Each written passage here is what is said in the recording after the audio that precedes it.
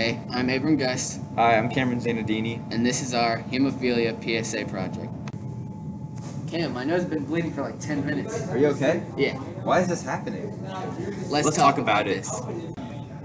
Hemophilia is a genetic disease that causes the human body to have low levels of blood clotting. Hemophilia is a sex-linked recessive disorder. There are two types of hemophilia, hemophilia A and hemophilia B. People who have hemophilia A have low levels of blood clotting factors called factor 8. People who have hemophilia B have low levels of factor 9. Hemophilia A is more commonly found in males with 1 in 5,000 males, and hemophilia B is less common with about 1 in every 40,000 males.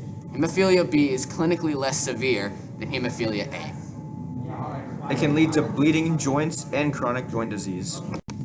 As you can see in the image, some common symptoms of hemophilia are bleeding to the joints, prolonged bleeding from cuts or injuries, nosebleeds, and bruising. You can see there are two arteries. The top one is someone who does not suffer from hemophilia, and the bottom artery is someone who does. The top image shows an artery that has the ability to clot, and the bottom image shows an artery that has the inability to form clots. This is dangerous because people with hemophilia can bleed for a prolonged period of time, which can lead to infection of the bleeding point and a dangerous amount of blood loss. Abram, has your nose stopped bleeding yet? No. Oh my gosh. The best way to treat hemophilia is by replacing the missing blood clotting factor so that the blood can clot normally. This happens by injection of treatment products called clotting factor concentrated into a person's veins. There is no real cure for the hemophilia, and the treatment is expensive and continuous to the point where injections occur several times a week to control the bleeding. Hemophilia is diagnosed by taking blood tests to determine if you are missing a blood clotting factor or at low levels. The injections replace different clotting factors. I would like to introduce you to our nonprofit organization for hemophilia. We are a nonprofit organization that is called Hemophilia and Me. We focus on raising money for kids that deal with hemophilia and educating people who don't. We raise money for families that can't afford treatments for this costly and continuous disorder. Hemophilia is inherited in an X-linked recessive pattern. The genes with these conditions are located on the X chromosome, which is one of the two sex chromosomes. This is why mostly males get the disorder, because of the fact that they only have one X chromosome. In females who have two X chromosomes, it is extremely rare to have the disorder, but still entirely possible. Females can still be a carrier of the disease, and more often than not, they are. A characteristic of X-linked inheritance is that fathers cannot pass X-linked traits to their sons. Picture that shows one scenario of hemophilia. The father does not have hemophilia, and the mother is a carrier of the hemophilia gene.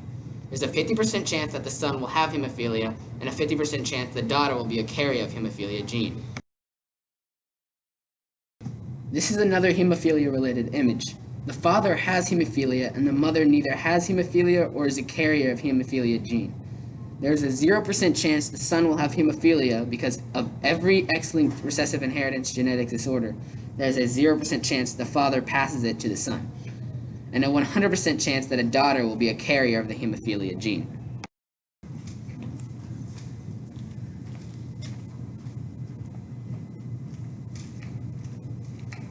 Still bleeding? Yep. Oh my gosh.